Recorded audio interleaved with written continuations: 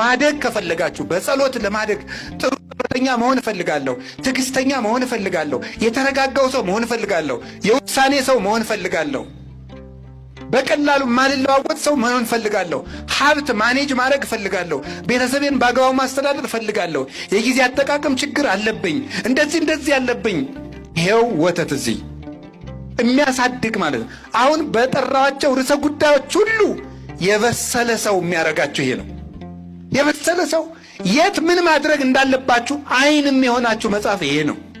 ሕግ በሉ ለእግሬ መብራት ለመንገዴ ምንድን ነው? ብርሃን ነው።